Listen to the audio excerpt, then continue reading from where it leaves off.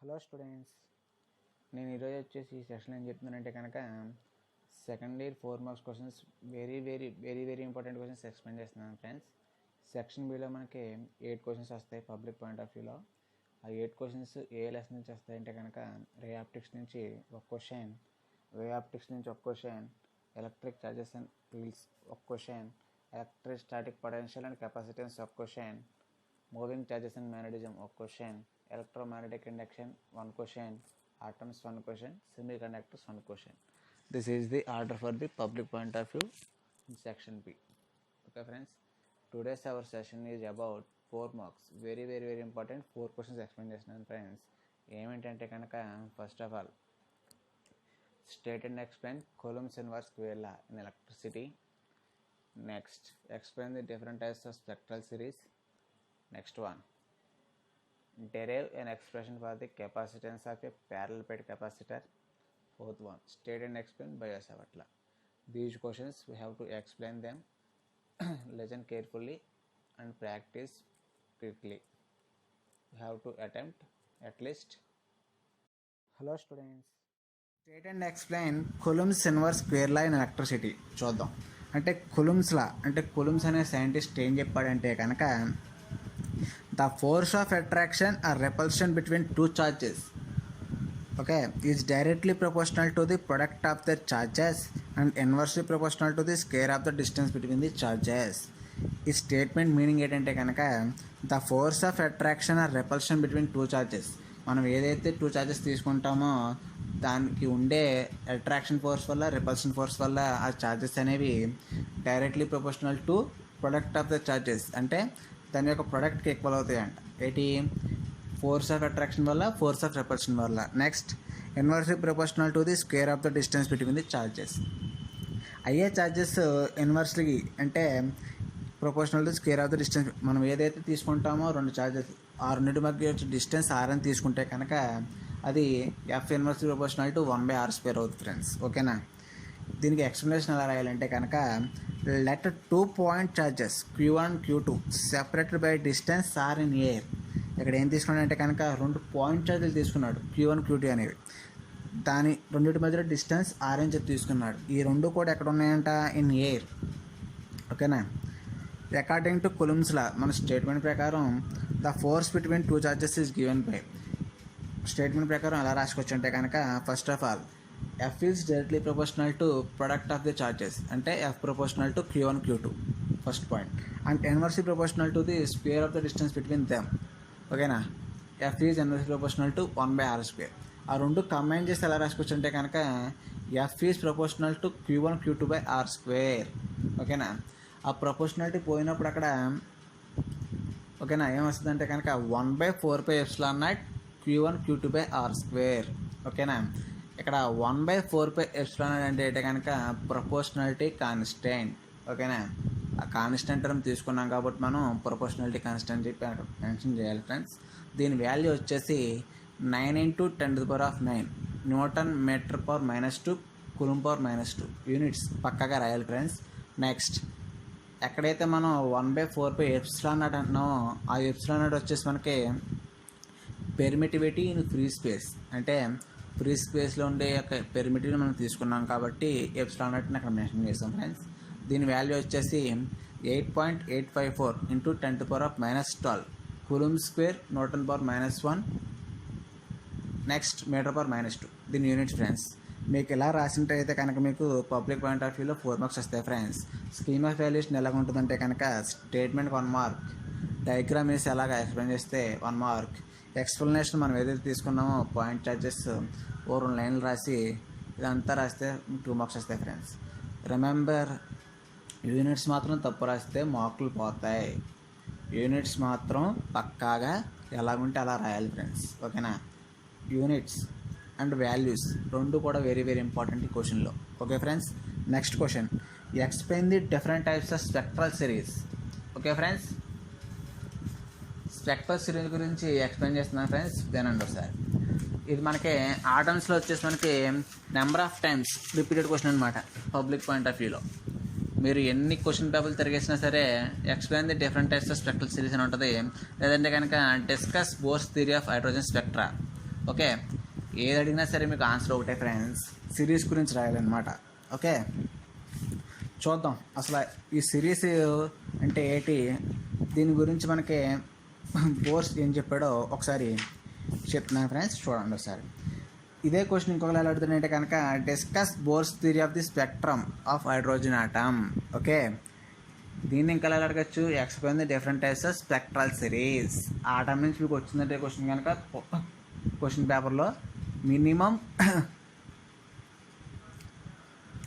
Maximum ఈ question తప్పితే ఇంకో క్వశ్చన్ ఇవ్వడు ఫ్రెండ్స్, కాబట్టి జాగ్రత్తగా వినండి. Bore gave a mathematical explanation for the spectrum. Bore అనే సైంటిస్ట్ ఏం చేశాడంటే కనుక ఈ హైడ్రోజన్ స్పెక్ట్రమ్కి మ్యాథమెటికల్గా ఎక్స్ప్లెయిన్ చేశాడంట. The whole hydrogen spectrum can be divided into distant groups of lines. Each group of lines is called spectral series. అంటే ఈ whole hydrogen స్పెక్ట్రమ్ని ఏం చేశాడంటే కనుక డిస్టెంట్ గ్రూప్స్ ఆఫ్ లైన్స్ కింద విడగొట్టడం జరిగింది. ఆ గ్రూప్ ఆఫ్ లైన్స్ ఏం ఏమన్నాడంటే వీడు బోర్ అనే సైంటిస్ట్ స్పెక్ట్రల్ సిరీస్ అని చెప్పడం జరిగింది. The wavelength of the lines in each group can be calculated from Bohr's formula. దీంట్లో ఉంటే కనుక వేవ్ లెంత్ మనం క్యాలిక్యులేట్ చేయాలంటే కనుక బోర్స్ ఒక ఫార్ములా చెప్పడం జరిగింది. అదేంటంటే కనుక 1/λ. లాంబ్డా అంటే wave length, RH into 1/n1² - 1/n2².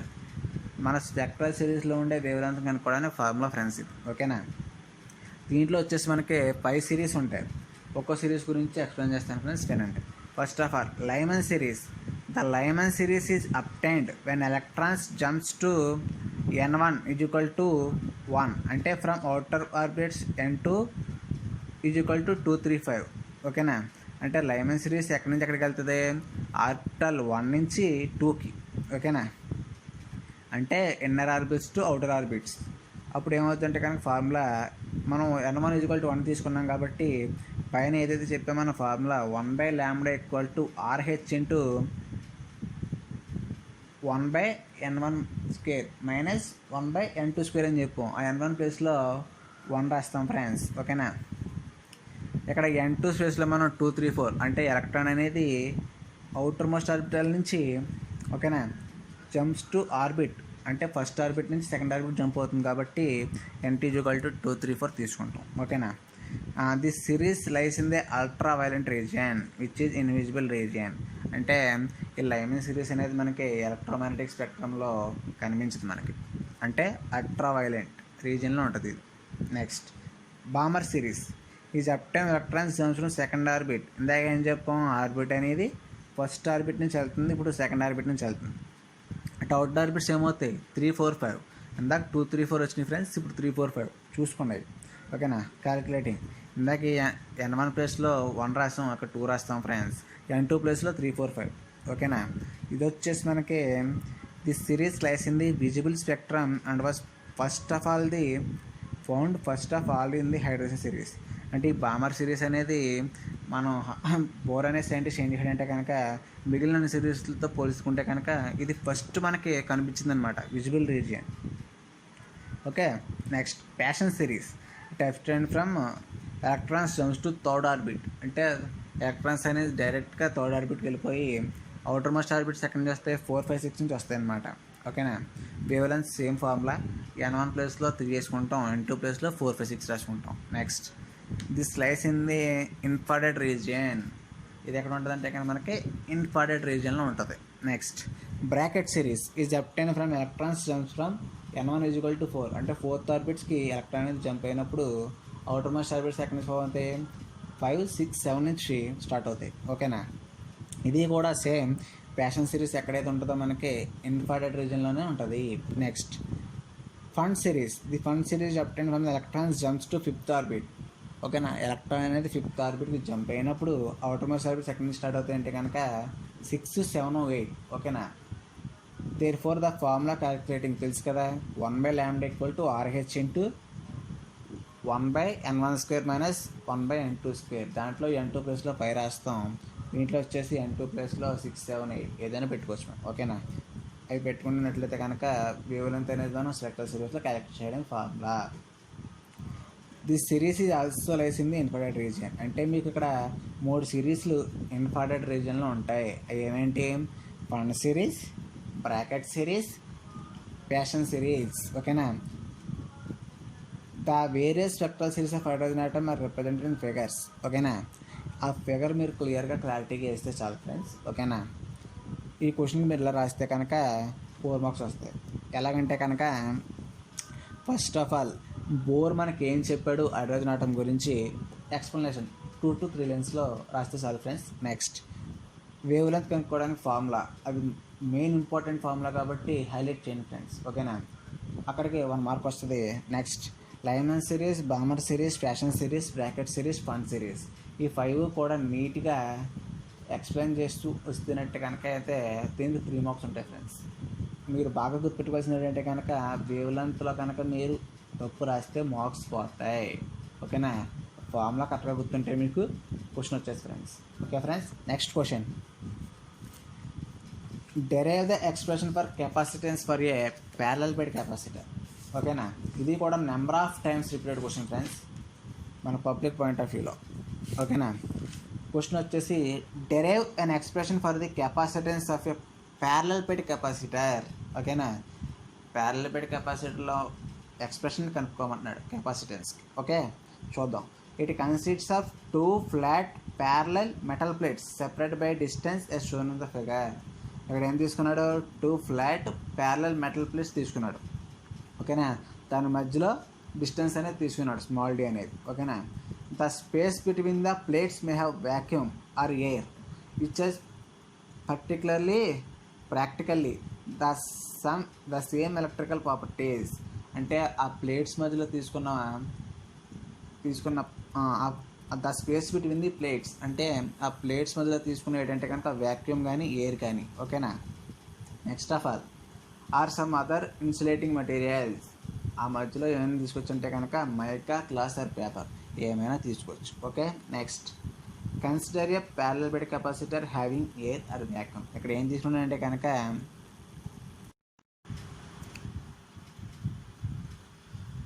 Okay, consider a parallel bed capacitor having a air or vacuum in the space between the plates.